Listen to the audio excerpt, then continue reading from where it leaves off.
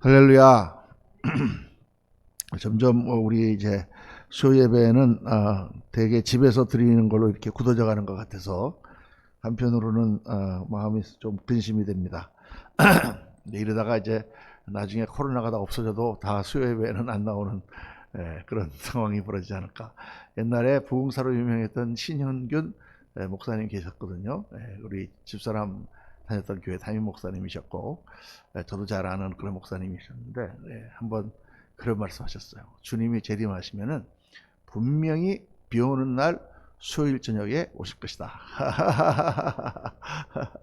수요 예배 사람들이 잘 안 나오니까 그런 말씀하셨습니다. 자, 오늘은 이제 다니엘서 강의 12번째 시간입니다. 12번째 시간, 다니엘서 9장 후반부인데 70일의 비밀이라는 제목으로 여러분과 함께 말씀을 묵상하겠습니다.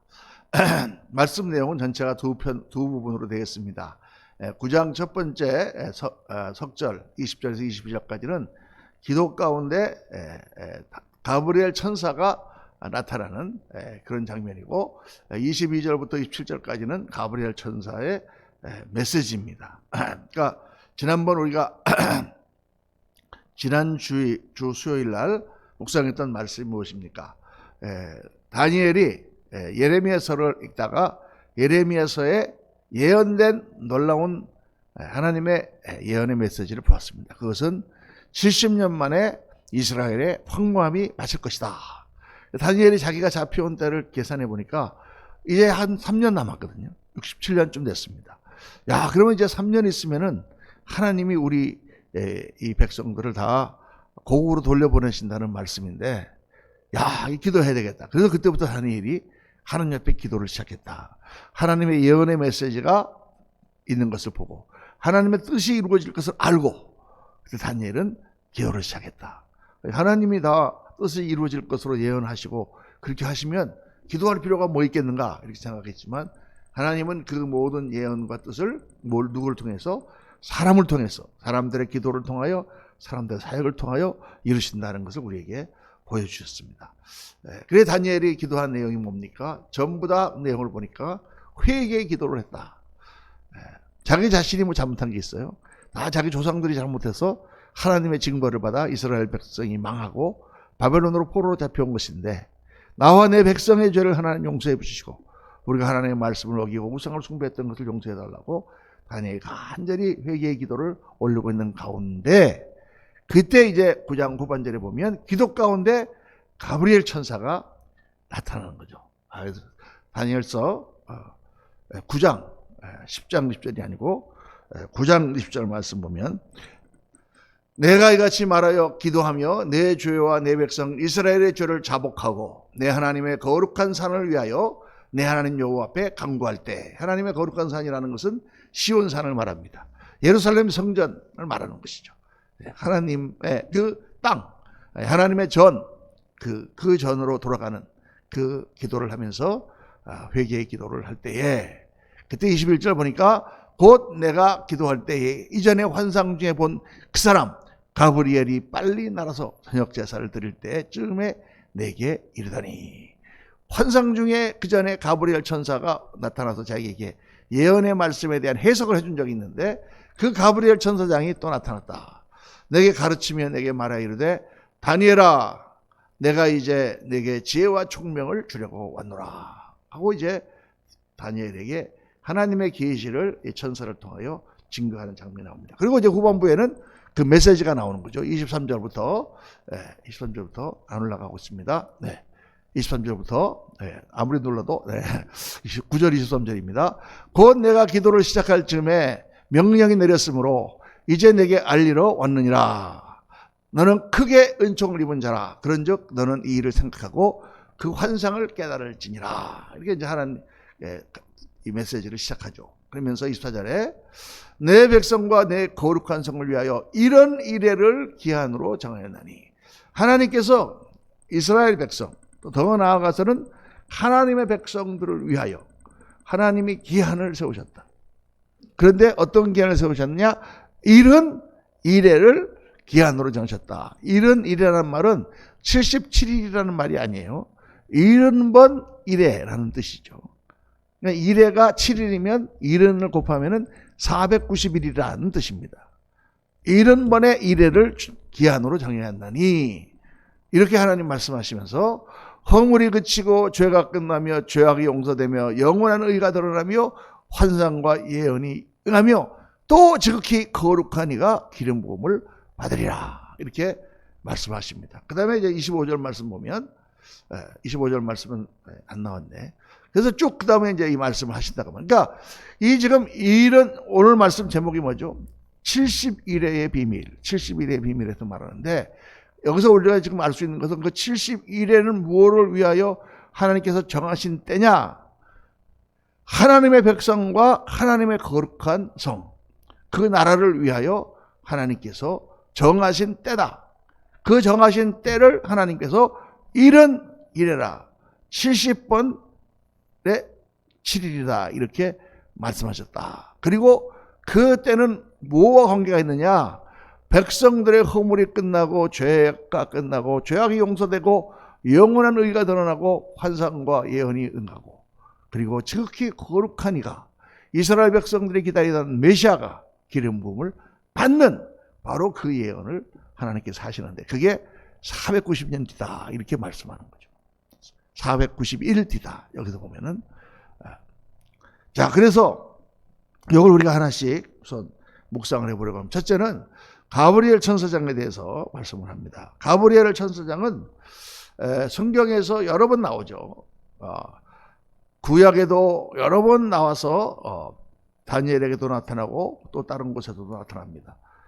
또 신약에도 요셉에게도 나타나고 또 마리아에게도 나타나고 천사들에게도 나타나고 그래서 가브리엘이 나타나는 가브리엘은 주로 하나님의 메시지를 전하는 그러한 역할이죠. 그래서 가브리엘이 있는데 천사장이라는 이름이 있어요. 그래서 가브리엘 천사장은 하나님의 메시지를 전하는 천사장이다. 천사장은 천사들 중에 아크엔젤, 높은 천사다 그런 뜻입니다. 그래서 성경에 나오는 천사장은 가브리엘과 미가엘밖에 없어요. 미가엘은 어떤 천사장이냐? 미가엘은 군장입니다. 군장. 싸우고 악한 영과 싸우는 그런 역할을 하는 군장이 바로 미가엘 천사장이고 가브리엘 천사장은 하나님의 메시지를 그 피조물과 백성들에게 전하는 그러한 천사장이 가브리엘 천사장이에요. 그런데 이제 이 성경 외에 또 무슨 여러 가지 외경이라든가 또는 무슨 다른 성경을 보면 거기에는 이렇게 천사장의 이름이 여럿이 나옵니다. 뭐 라파엘이라든가 무슨 뭐 누리엘이라든가 뭐 이렇게 해가지고 7개의 천사장 이름이 나오는데 그거는 이제 성경 외의 도서이기 때문에 그런 거를 우리가 정식으로 인정할 수가 없어요. 그러니까 우리가 알고 있는 것은 그저 가브리엘과 미가엘이다. 또 천사에 대해서는 천사의 이름이 나오는 것들은 2명입니다. 하나는 스랍 천사가 나오는데 이사야서 6장에 보니까 스랍 천사가 다 하나님의 주위에서 수천의 천사들이 2날개, 6날개를 가지고 2날개로 얼굴을 가리고 2날개로 발을 가리고 2날개로 날며 거룩하다 거룩하다 거룩하다 여호와의 영광이 온 땅에 충만하다 이렇게 찬양하는 찬양 천사가 나오는데 그 이름이 스랍이고 그룹 천사는 창세기 3장에 하나님께서 생명나무로 향하는 길을 불과 화영검과 그룹 천사들을 두어서 그들을 지키겠다. 스랍이란 말은 원래 세라프라고 하는 히브리어고 그룹은 체롭이라고 하는 히브리어입니다. 케롭이라고 하고 그래서 이제 그룹이라고 하는 것은 호위하는 그래서 이제 이스라엘 백성들이 성궤를 만들어서 언약궤를 만들 때 거기 언약궤 율법판이 있고 그 위에 시은조가 있으며 그 위를 뭐가 덮고 있습니까?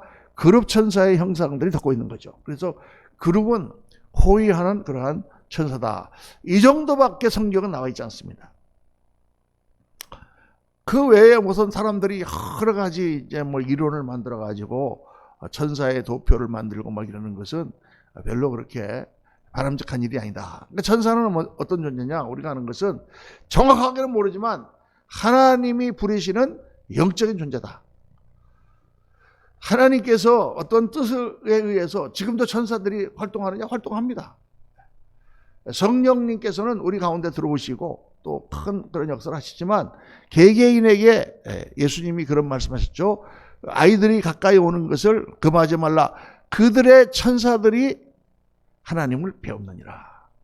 이렇게 말씀하셨단 말이에요. 그러니까 그 아이들의 천사들, 그러니까 모든 사람들에게도 예수를 믿고 그런 사람들에게는 수호천사가 있다. 이렇게 많이 얘기를 하잖아요. 그런 우리가 어려움이나 사고를 만났을 때 그런 도움을 받는 경우도 많이 있습니다. 그래서 그냥 우리는 잘 모르지만 천사는 하나님이 부리시는 영적 존재다. 이 정도만 알고 있어야 되죠. 그리고 이 성경에는 천사에 대한 자세한 내용이 기록되지 않습니다. 천사가 나타났다. 사람의 모양으로 나타났다. 또 하나님 앞에 서 있는 천사들의 모습은 이상한 모양을 하고 있다. 4개의 얼굴을 가진 천사도 있다.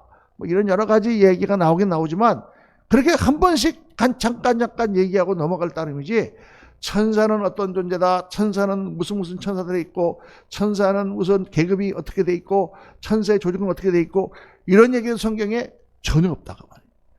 이게 굉장히 주의해야 돼요. 옛날에 이게 어떤 목사님들이 영적으로 지나치게 이렇게 막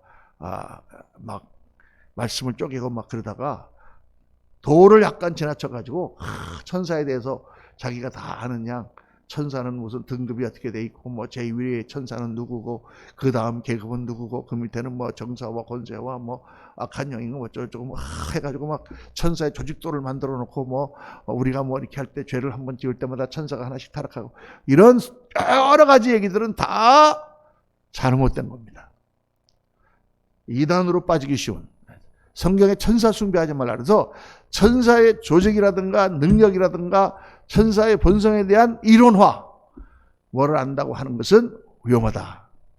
위험한 정도가 아니라 사실은 잘못이다. 이렇게 여러분 확실히 알아두시기를 예수님 이름으로 축원합니다. 그 천사는 그냥 성경에 나와 있는 것만 알면 돼. 그럼 하나님께서 자세하게 천사에 대해서 말씀해 주시지 않았을까?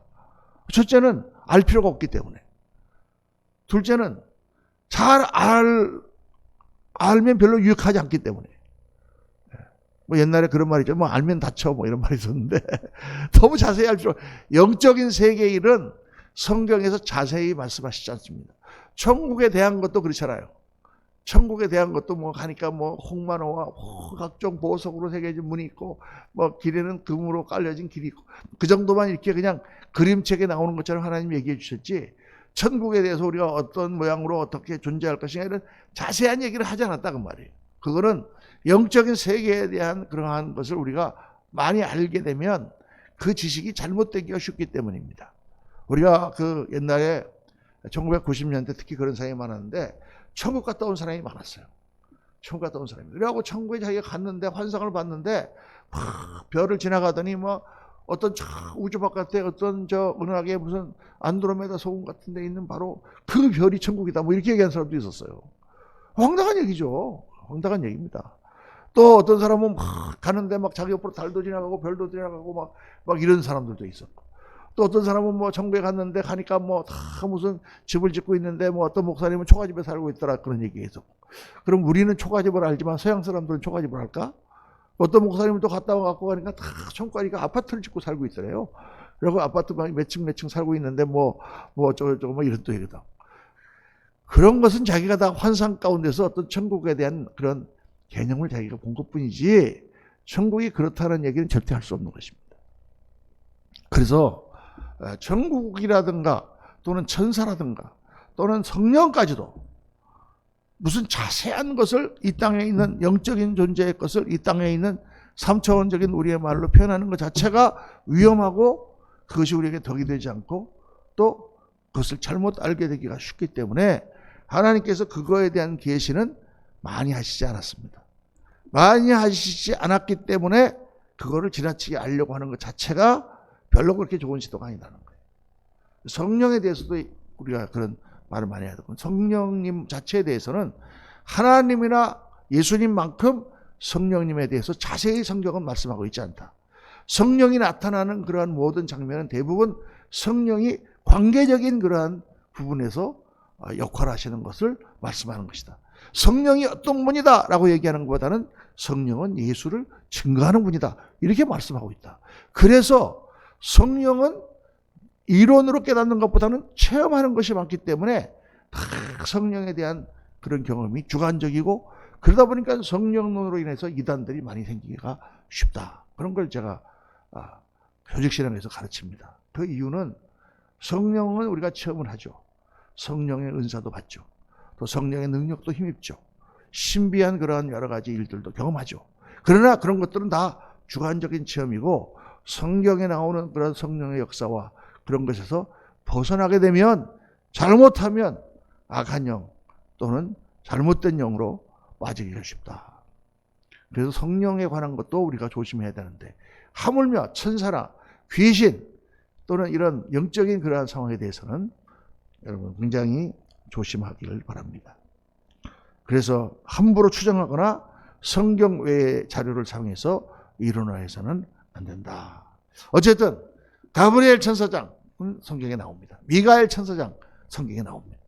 미가엘 천사장은 영적인 싸움을 담당하는 천사장이요, 가브리엘 천사장은 하나님 메시지를 전하는 그런 천사장이었다. 자, 그러면 두 번째로 그 천사장이 전한 70일의 비밀에서 대해서 우리가 같이 묵상해 보겠습니다. 이 71회의 비밀의 두 개의 중심, 쭉 말씀 보면은 거기에 두 개의 중심이 나오는데, 하나는 기름 부음을 받은 자가 나타날 것이다 라는 것이 첫 번째 얘기고, 두 번째는 세상에서 한 왕이 나타나서 이 모든 백성들을 핍박하며 성전을 회파하고 하나님을 모독하는 일을 할 것이다.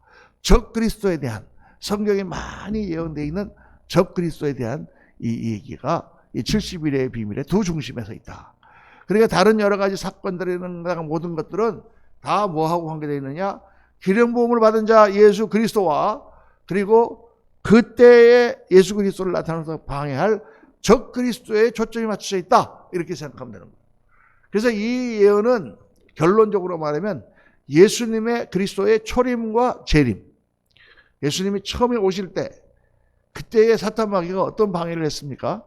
사탄 마귀가 나타나서 헤롯을 통하여 베들레헴에 있는 아기를 다 죽이려고 하고, 그런 식으로 예수님의 초림을 방해했지만 예수님께서 태어나시고 기름 부음을 받으시고, 그때 마귀가 예수님을 죽이죠. 십자가에서 기름 부음 받은 자가 끊어질 것이며, 그런데 그로 말미암아 성령이 오시고 속죄의 역사가 일어나고, 그리고 이제 하나님 나라가 펼쳐지는 가운데 마지막 때에 그 하나님 나라를 대적하는 왕이 나타날 것이다. 그게 바로 적 그리스도다. 이 초림과 재림을 490일 안에 뭉뚱거려서 하나님이 설명하고 계십니다. 그래서 70일이라는 것은 뭐냐? 70일이라는 건 77s. 7s라는 게 꼭 7일을 말하는 것은 아닌데, 대개 7일을 말할 때 쓰는 것입니다. 그러니까 70 곱하기 7인데 7이라는 숫자가 다 무슨 숫자입니까? 완전수예요. 10이라는 숫자도 완전수예요. 70도 그래서 완전수예요. 완전수에 완전수를 곱한 거예요. 예수님께서 베드로가 형제가 나에게 죄를 범하면 몇 번까지 용서해 줄까요? 이렇게 물어보죠. 보통 율법에는 3번까지 용서해 줘라. 한 번 용서해 줬다, 다시는 그러면 안 돼. 2번 했다, 이제 다시 그러면 용서 안 해. 3번째 그러면 그때는 용서하지 마라. 이렇게 율법에 돼 있거든요.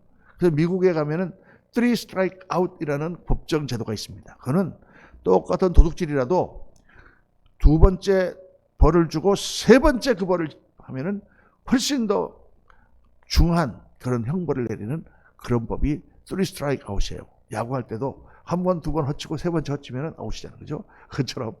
그런데 이제 베드로가 큰 마음을 먹고 7번까지 하오리까 이렇게 말할 때 예수님께서 70번에 7번이라도 하라. 그러면 490번 용서하고 491번째부터는 용서하지 마라. 그런 뜻인가요? 그게 아니다 그 말이에요. 7이라는 숫자는 완전수기 때문에 그 말은 무한대로 용서하라는 뜻이에요. 그렇죠?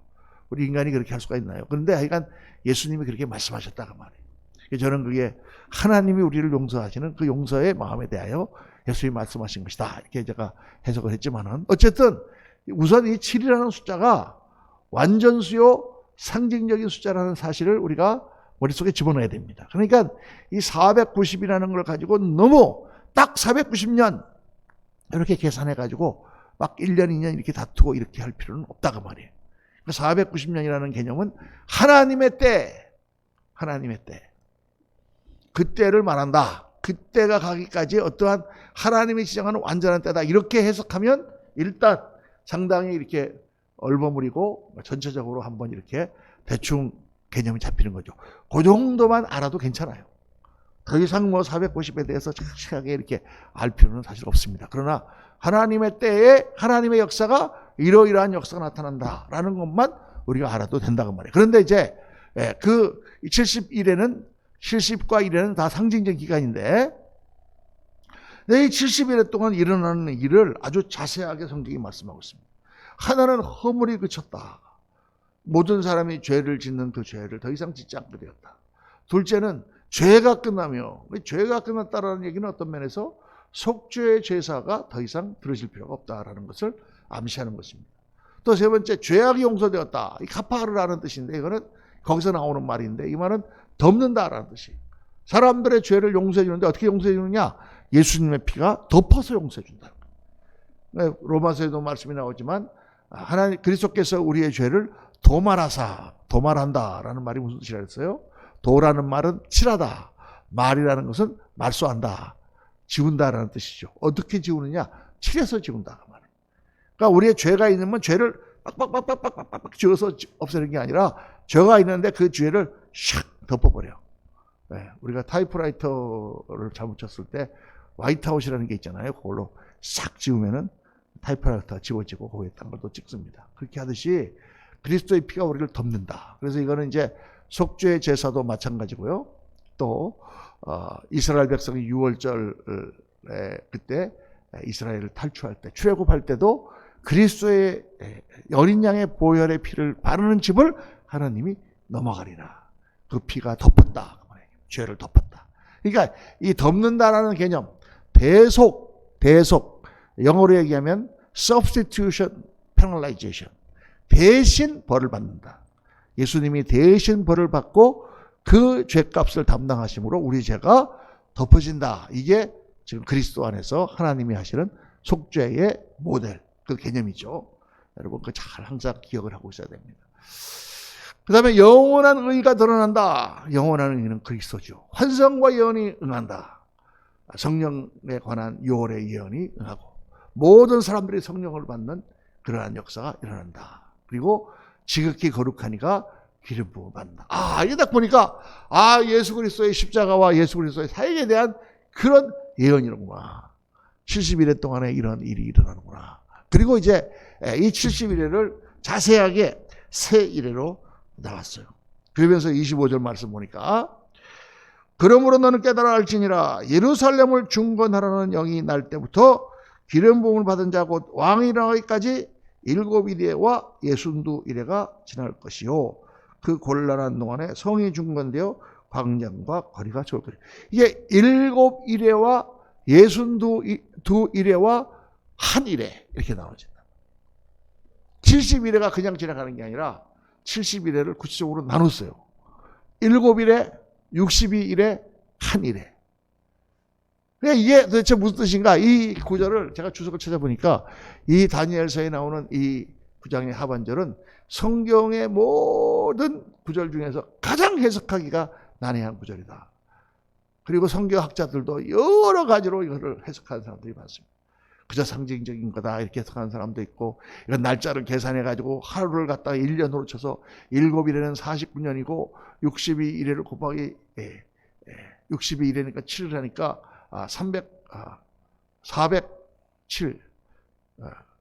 434년 이렇게 해갖고 403년 후에는 뭐가 일어나고 한 일에는 7배다 이렇게 해가지고 계산을 다 한다고 말이에요. 그래서 이제 여러 가지 그러한 예가 있는데 이 한 일에는 62일에서 바로 일어나는 게 아니라 상당히 긴 기간 후에 한 일의 역사가 일어난다. 이걸 7년 환란으로 보는 사람들도 많죠. 그래서 62일에와 한 일의 사이에는 긴 기간이 있다. 이것을 과로의 기간이다. 이렇게 표현하기도 합니다. 어쨌든 자, 이 7일에 첫 7일의 때는 예루살렘 성이 중건이 돼. 그래서 느헤미야서 2장 이제 8절 보면 그때의 아닥사스다 왕이 느헤미야에게 영을 내려서 네가 가서 총독이 되어서 이스라엘의 예루살렘 성을 중건하라라는 영을 내려준다고 말이에요. 여러분, 느헤미야서를 제가 아마 우리 이제 빌립보서가 끝나면은 느헤미야서를 좀 강의해 보려고 하는데, 느헤미야서에 보면 처음부터 내용이 나옵니다. 느헤미야가 그 페르시아의 아닥사스다 왕 밑에서 술 맡은 관원으로 이렇게 그 하기 전에 하나니라고 하는 사람이 예루살렘에서 찾아와서 이 느헤미야에게 고관이죠, 그 당시에 그런 얘기를 합니다. 지금 예루살렘 성에 우리가 돌아가 사는데 지금 수많은 이방인들이 거기 살다가 우리를 막 공격하는데 성이 다 무너져 있으니까 그냥 뭐 아무 때나 넘어와 가지고 막 집을 약탈해 가고 막 그렇게 합니다. 성을 다시 건축해야 적들이 못 들어올 거 아니에요. 담을 높이 쌓아놓으면 일단 도둑이 못 들어오잖아요. 그렇죠? 담이 없으면 그냥 이놈저놈 다 들어오니까. 그래서 이제 그런 거를 얘기하니까 느헤미야가 거기서 눈물 찌면서 회개하고 하나님께 기도할 때 하나님께서 그를 술 맡은 관원 높은 자리로 올리죠. 그러니까 이제 그때 느헤미야가 왕의 총애를 받고 왕의 술을 마시는 그 일을 하면서 어느 날 왕 앞에서 얼굴에 근심의 빛을 띠니까, 그 당시에 이제 황제의 측근들이 얼굴에 근심의 빛을 띄우면은 그건 잘못하면 사형이에요. 어디 왕의 심기를 딱 갔는데 뭐 우리 집사람이 막 인상을 푹 쓰고 있다 그러면 당신 왜 인상을 쓰고 있어? 갑자기 내 기분을 나쁘게 하네. 옛날 같으면 사형이다 그 말이죠. 근데 요즘은 안 그렇지만, 요즘은 내가 잘못하면 사형을 받을 수 있는 그런 상황이지만, 어쨌든 그러면 네가 왜 이렇게 얼굴이 그렇게 근심이 찼냐 얘기를 했을 때 왕이 납득하면 괜찮은데 납득 안 하면 나가 죽어요. 어디 왕 앞에 쓸데없이 수색을 보이냐고. 그 수색을 보였을 때 왕이 물어봅니다. 그때 느헤미야가 사실은 제 고향인, 아버지의 고향인 바로 예루살렘 성이 회파돼서 저의 그 동족들이 정말 너무나 위험하고 그렇게 불안한 나날을 보내고 있다고 합니다. 그 왕의 그 성을 다시 중건해서 백성들이 그 안에서 편안하게 살 수 있게 해줬으면 좋겠습니다. 이러니까 아닥사스다가 뭐가 필요한지 나한테 얘기해.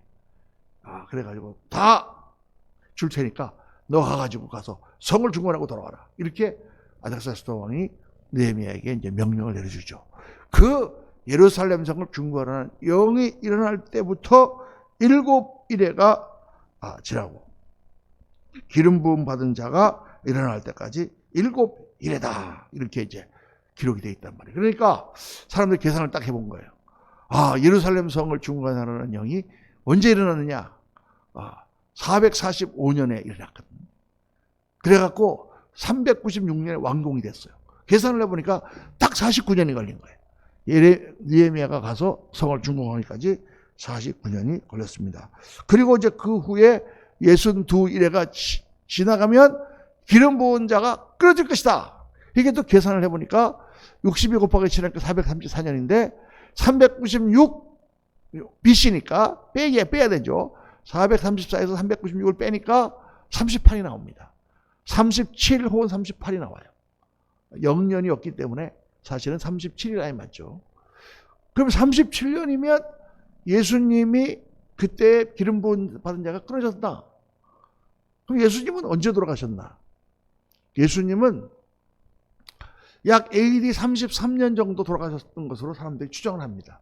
정확하지 않아요, 이건요. 근데 이제 33년일 수도 있고 32년일 수도 있고. 근데 이제 이거 33년을 계산한 건 어떻게 계산했느냐? 이제 이런 게 이제 주석책에 나오는데 여러분 이게 왜 이렇게 계산했는지를 알아야 돼요. 근데 이제 그 사람들이 성경을 연구하다가 예수님이 분명히 목요일 날 밤에 잡히셨다. 어떤 사람들은 수요일 밤에 잡히셨다고 주장하는 사람도 있어요. 그런데 이제 보통 목요일 밤에 잡히셨단 말이에요. 그리고 금요일 날 십자가에 달리셨죠. 그거 언제 부활했어요? 주일 날 아침에 부활하셨죠.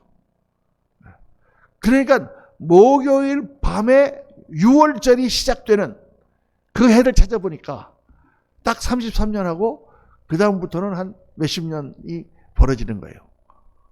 그래서 AD 33년일 것이다. 이렇게 추정하는 거예요. 그러니까 굉장히 작은 거 갖고 추정하는 겁니다. 6월절이 언제 시작했느냐. 왜냐하면 예수님이 지금 목요일 날 십자가에 달렸다는 것도 정확하지 않거든요. 지금 사실은. 그런데 목요일 날 잡혔을 것을 생각하고 목요일 날 6월절이 시작되는 해를 찾아보니까 음력으로 찾아보니까 딱 33년 나오더라. 근데 예수님은 정확하게 그러면 언제 태어나셨느냐? 옛날에 이제 그 로마 시대 때 학자들이 이제 적당히 추정을 해가지고 그냥 BC AD가 끝나는 AD 1년 이렇게 날을 잡았는데 정확하게 이제 고문헌을 연구해 보니까 헤롯 왕이 죽은 것이 BC 4년이에요. 헤롯 대왕이 죽은 해가. 그거는 이제 로마의 그런 역사책에 나와 있는 해거든요. 그럼 BC 4년이면 예수님이 태어날 때 헤롯 왕이 살아있었어요? 죽었어요? 죽었다는 분은 좀 성경을 더 보셔야 돼요. 살아계셨죠. 왜? 예수님을 동방박사들이 지금 예배하러 왔고 그걸 예수님을 죽이려고 왕이 태어났다 그러니까 베들레헴에다 군사를 보내가지고 다 유아를 학살한 게 헤롯인데 그리고 나서 헤롯이 금방 죽죠. 그래서 예수님이 그때 애굽으로 피난 갔다가 헤롯이 죽었다는 소식을 듣고 다시 돌아오죠. 돌아와서 베들레헴으로 가지 않고 나사렛 지방에서 사니까 나사렛 사람이라 불렸더라. 이렇게 마태복음에 기록되어 있잖아요. 그러니까 그런 것을 살펴볼 때 예수님은 BC 4년, 저 4년이나 5년 정도에 태어나실 것이다.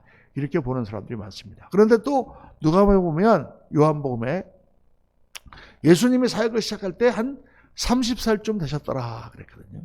30살이다가 아니라 30살쯤 되셨더라. 그러니까 30대에 시작했다는 거예요.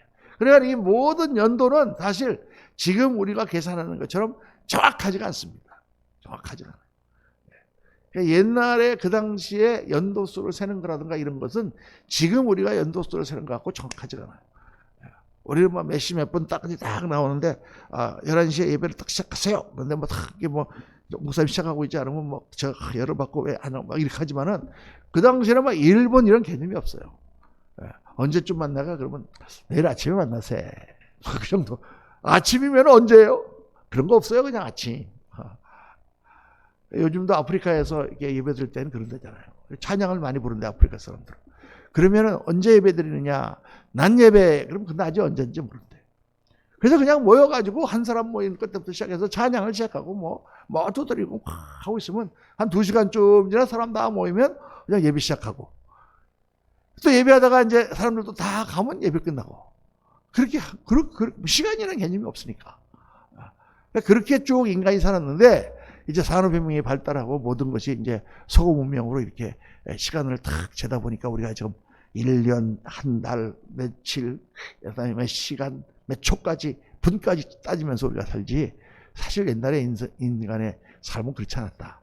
이런 걸 생각해 보면 지금식으로 이렇게 막 계산하고 한다는 것도 사실 조금 무리가 있는 거죠. 어쨌든 이렇게 딱 계산을 해서 기름 부분마다 끊어질 때까지가 60일이다. 그리고 아까 얘기한 과로의 기간이 지나고 마지막 때에 마지막 일에 한 일회가 남는데 상당한 기간이 지난 후 마지막 7년이다. 근데 그 7년 때는 7년 환란이라고 이렇게 사람들이 많이 생각을 하는데 그때 한 백성의 왕, 적 그리스도가 나타났다. 거기서 뭐라 하느냐? 성읍과 성소를 회파하고 예배를 금지하고 미운 물건이 날개를 의지하고 서고 미운 물건이 뭔지 몰라. 우상이죠. 우상과 같은 것들이 악한 것이 날개를 의지하고 산다. 이게 도대체 무슨 뜻이냐? 그래서 이걸 갖다가 뭐 옛날에 이제 옛날 사람들은 날개를 의지하고 그러니까 비행기냐 뭐 이랬다가 또 그다음에는 막 이게 컴퓨터다. 인터넷이 막 날개처럼 퍼져가지고 막 돌아다니는 거다. 막 이러고 말이지. 뭐 여러 가지 이론이 많이 있지만 다 그런 건 헛소리라고 생각하면 됩니다. 그냥 하여간 그런 하나님을 대적하고 예배를 금지하는. 그래서 저도 사실 이번에 그 코로나로 인해서 예배를 못 드리게 하고 이런 일들이 일어나고 그랬습니다. 그런데 이 자진해서 우리가 코로나가 이렇게 되니까 우리 교회도 모이는 것을 좀 조심해서 방역 수칙이라든가 이런 걸 잘 지키면서 합시다. 이렇게 하게 됐으면 참 좋았을 거라고 생각해요. 근데 그렇지 않고 또 정부에서 뭐 다 이렇게 며칠 몇 명까지는 다 하고 몇 명부터는 안 되고 뭐 시에서 나와서 막 검사를 하고 막 이러는 거는 제가 볼 때 그렇게 막 덕스럽거나 좋은 것은 아니라고 봅니다. 예배를 금지하는 것 같이 느껴지잖아요. 그렇게 금지하려고 하는 것이 아니라고 아무리 해명을 해도 그렇게 하는 것은 예배를 금지하는 것처럼 느껴져요. 그러니까 이게 성경에 이게 나오니까 마지막 때에 적그리스도가 나타나면 저 북한 같은 데서는 예배 드릴 수 있습니까? 예배 드리다 걸리면 다 수용소로 끌려가죠. 예배가 금지되어 있습니다. 지금 많은 나라에서 예배를 금지시키고 있죠.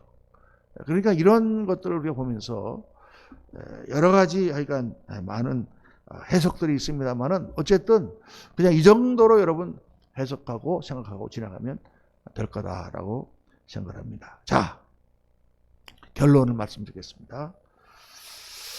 결론은 뭐냐? 하나님의 때는 반드시 있다. 하나님의 계획과 하나님의 모든 역사는 반드시 이루어진다. 그러니까 이 종말론적 신앙이라는 게 있어요, 여러분. 이 한때 1992년도 9월 28일 날 예수님 재림하신다 이래가지고 뭐 담이 선교회 막 이래갖고 그냥 한국이 난리가 났었죠. 또 98년도 뭐 10월 28일 난리가 났었는데 그런 헛된 종말론, 왜 그런 헛된 종말론이 나오느냐? 다 이런 이런 걸 가지고 숫자를 계산해서 몇 월 며칠 몇 년도에 오신다 이렇게 사람들이 생각하는데 그건 지금까지 한 번도 맞은 적이 없습니다. 그렇게 말하는 건 다 이단이에요. 예수님이 말씀하셨잖아요. 그날과 그때는 아무도 모른다. 근데 예수님이 또 뭘 말씀하셨어요? 도적이 언제 예고하고 오냐? 우리가 부지부식간에 도적이 들어오는 것처럼 끝의 날도 그러하리라. 근데 그거는 무슨 뜻이냐? 우리가 늘 종말론적인 그러한 개념을 가지고 살아야 된다는 거예요. 왜? 내일 일을 우리는 모르니까. 우리가 언제 죽을 줄 압니까? 하나님이 내 태어난 날도 알았는데 언제 죽을 날도 좀 알았으면 좋겠다. 그러면 여러분 태어나서 살 때부터 내가 죽는 날 100년 산다 그러면 100년 꽂고 살 거 아니에요. 50년 다 그러면 앞으로 이제 50년 3일 남았네. 80살 되면 19년 128일 남았네. 그거는요 모르는 게 좋아요, 여러분. 언제 죽는 거를 모르는 게 좋습니다. 아멘입니까? 알고 싶으신 분 계세요? 사주팔자를 보니까 뭐 17살이 되다네 장래 죽겠네 버리게 갖고 그런 거 보는 것도 아니고 그거 하나님의 때에 우리 가는 건데 중요한 것은 우리가 언제 갈지 모른다는 거죠. 인생의 종말은 언제 올지 모릅니다. 우리가. 빨리 가는 사람도 있고 늦게 오는 사람도 있고. 저도 뭐 수많은 선배 목사님들과 저희 친구들이 정말 건강하고 그러던 사람들이 하루아침에 그저께도 저 말씀에서 같이 나눴어요. 장로님이라고 저기 최장로님 최정 모 장로님이라고 계셔요. 부모님이 샌프란시스코에 있었는데 정말 아주 영어도 너무 잘하시고 아주 막 이탈리안 레스토랑을 정말 아주 잘 운영을 하시고 거기 나오는 막 미국 사람들을 백인 동네에서 미국 사람들을 막 이렇게 하니까 미국 사람들이 이거 아시안이 이탈리안 레스토랑 하네 하고 막 와갖고는 그 음식이 이렇게 맛있어요. 뭐 저도 몇 번 가서 음식 먹어봤는데 뭐 굉장히 맛있어요. 손님이 바글바글하고 돈도 너무 많이 벌고 막 그러는 분이에요. 그리고 몸이 너무 건강해.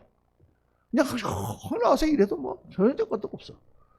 그날도 크리스마스 예배 끝나고 주일 성탄 예배 끝나고 그리고 나서 이제 송구영신 예배인가? 송구영신 주일 끝나고 주일날 가면서 목사님 오늘 말씀을 받았습니다. 송구영신 예배 때 봬요. 그러고 갔는데 그 다음날이 월요일이잖아요. 그래서 제가 송구영신 예배 그 사이에 한 이틀 휴가를 받아가지고 우리 동생이 또 멀리서 와서 저기 이제 LA에다가 호텔을 하나 잡아놓고 해변가에다가 한 이틀 동안만 가서 놀다 오려고 겨울에 따뜻한 데 가서 내려갔습니다. 내려가서 하룻밤 잤는데 그 다음날 새벽에 그 부인한테서 연락이 온 거예요. 권사님한테서. 오늘 아침 새벽에 돌아가셨대. 아이고 휴가고 뭐고 뭐 다 취소하고 그냥 그날로 다시 그냥 차를 타고 올라와서 장례식을 치렀죠. 이야, 참. 아니 그렇게 건강한 사람이 갑자기 아침에 심장마비로 갑자기 아침에 숨이 가쁘다 그래서 왜 그래 가서 밑에 가서 사이다 한 잔 마셔봐. 그리고 1시간 자고 일어나니까 뚝 돌아가신 거야. 나 세상에도 나 처음 봤습니다. 근데 그런 경우를 제가 두세 번을 당했어요. 또 그 한 달 1년 뒤에 또 똑같은, 그때는 나이가 40대, 51세인가? 야, 이 젊은데. 그러니까, 여러분, 사람은 언제 갈지 알 수가 없어요. 정말 우리 인생이 그런 거잖아요. 그죠? 그렇기 때문에, 이 온 시대도 그렇게 하나님의 때가 되면 끝난다. 마지막 때에는 환란이 있다. 고난이 있다. 그걸 생각하면서 깨어 기도하고 깨어 신앙생활을 해라. 이게 성경 전체의 메시지입니다. 언제 주님 오실는지 우리가 알 수 없다. 언제 하나님께서 나를 데려가실지 우리가 알 수 없다. 여러분, 그러니까 막연하게 그날이 언제 오랴 하고 마시고 취하며 게으르고 때리고 그렇게 사는 종을 부지부식간에 주인이 와서 어마어마히 벌하겠다라고 말씀하시지 않습니까? 예수님의 메시지와 성경 전체의 메시지가 바로 그거다. 그래서 제가 요즘에 많이 느끼는 건데, 우리나라가 이렇게 잘 먹고 잘 살고 편안하게 되고 국민 전반적으로 전부 모든 게 문제가 없어지는데, 그런 세상에 먹고 사는 문제는 없어졌어요. 우리 어렸을 때부터 먹고 사는 것 때문에 이거는 없어졌어. 뭘 한다고 뭐 먹고 살겠습니까? 가서 알바를 해도 먹고는 살지. 그런데 그렇다고 근심 걱정이 없어졌냐 그 말이에요. 사람들이 근심 걱정이 있고 문제가 다 있습니다. 그런데 지금 문제는 뭐냐면 너무 현세 중심의 신앙생활. 지금 일어나는 일에 발발발 떨고 지금 무슨 일이 일어났으면 예배도 안 드려. 그냥 현세 중심이야. 옛날 같으면 그냥 목사님이 그렇다고 예배를 안 나오면 돼 하고 집사님이 야단칠 일도 지금 뭐 그러세요? 아이고, 그러셔야죠. 뭐 이렇게 한다고 말이죠. 너무 현세 중심의 신앙생활을 하고 있는. 하나님께 예배를 드리고 이게 다 눈에 보이는 겁니까? 뭐 돈이 생깁니까? 뭐가 생깁니까? 뭐 수요일날 한 번 안 나온다고 무슨 뭐 일이 생깁니까, 여러분? 다이어가 빵꾸가 납니까? 아니면 무슨 애가 사고가 납니까? 목사님이 야단을 칩니까? 그러니까 그냥 편하게 하는 거예요. 집에서 이렇게 핸드폰 놓고 예배 드린다고 앉아 있으니까 얼마나 편해요. 야, 이렇게 편하게 그냥 이렇게 하다가 끝나는 것인가? 현실의 문제 가지고 건강 문제, 그냥 자식들 문제, 그냥 그런 것만 갖고 우리가 살다가 끝나는 것인가? 성경 말씀 우리 빌립보서를 쭉 묵상했지만 사도 바울이 감옥에서도 기뻐. 그리스도의 복음이 전파되는 걸로 기뻐. 표대를 향하여 부르신 주님이 마련하신 멸류관을 향하여 나가는 신앙은 없어지고 현실에 매달리는 그런 신앙으로 지금 우리가 추락돼 버린 것이 아닌가. 한번 여러분 깊이 묵상해 보시기 바랍니다. 예수를 왜 믿나 도대체? 저는 정말 세상 거 다 버리고 주님의 종이 되겠다고 나서가지고 지금까지 살면서 늘 그 잊어버리면 안 됩니다. 주님께서 부르실 영광의 멸류관을 향해서 오늘도 열심히 뛰자. 그렇게 살고 영광의 하늘나라로 가자. 그렇게 살아야지, 여러분. 오늘 이 다니엘서 71회의 비밀. 하나님의 때, 완전한 때, 그때가 오면 하나님의 역사가 끝이 납니다. 하나님의 때 우리 인생도 끝이 납니다. 그때를 바라보며 오늘도 깨어서 주님 바라보고 신앙생활 하시는 저와 여러분 되시기를 예수님 이름으로 축원합니다. 기도하겠습니다. 할렐루야. 감사하신 아버지 하나님, 은혜를 감사합니다. 오늘 수요 예배 통해서 다니엘서 9장 후반부에 나오는 7일의 비밀에 대해서 사람들 여러 가지로 계산도 많이 하고 또 여러 가지 이론들도 많이 내놓습니다. 다 참 신기하고 정말 절묘한 그러한 계산법이고 또 그렇게 될 수도 있다고 저희를 믿습니다. 그러나 더 중요한 것은 이 완전한 숫자를 통하여 하나님께서 보여주시는 그 의미, 반드시 종말의 때가 있다. 인생도 종말이 있으며 역사도 종말이 있으며 하나님의 구원 역사가 마무리 지을 때가 반드시 온다. 그때에는 참으로 무서운 일들이 일어날 것이고 신앙을 크게 시험하는 일들이 일어날 것이다. 이 말씀을 오늘 주님께서 하고 계심을 저희들 깨닫습니다. 아버지 하나님, 저희가 무엇을 바라보고 신앙생활을 하겠습니까? 무엇이 오늘 나의 신앙의 목표입니까? 내가 오늘도 열심히 주를 섬기는 이유가 도대체 무엇에 있습니까? 이 땅의 헛된 영광, 헛된 평안, 그런 것 때문에 오늘 우리가 이렇게 주를 섬기고 있습니까? 깊이 한번 묵상해보는 이 시간 되도록 성령님 역사하여 주옵소서. 지금은 우리 구주 예수 그리스도의 무한하신 은혜와 우리 아버지 하나님의 영원하신 사랑과 성령님의 충만 교통 역사 축복하심이 오늘 주님 앞에 나와 말씀 묵상하고 정말 언제 주께서 우리를 부르실지 모르는데 정말 오늘 하루를 열심히 충성되게 주를 섬기며 살아가는 그러한 성도가 되리라 결단하고 돌아가는 사랑하는 모든 주님의 존귀한 자녀들 머리 위에 지금부터 영원토록 함께 하시기를 간절히 축원하옵나이다. 아멘, 아멘, 아멘. 기도하겠습니다.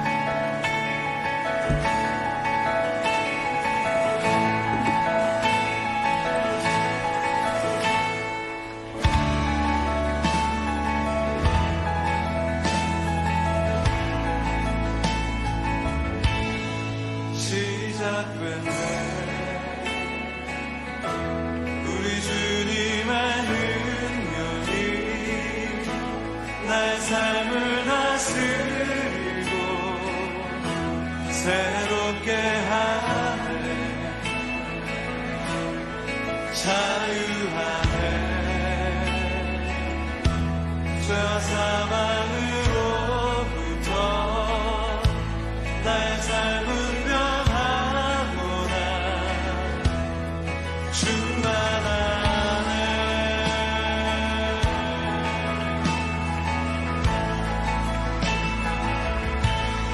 시작됐네.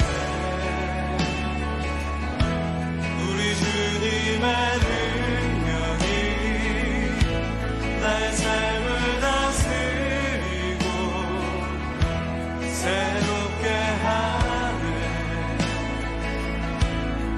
자유하네. 죄와 사망으로부터 나의 삶은 변하구나.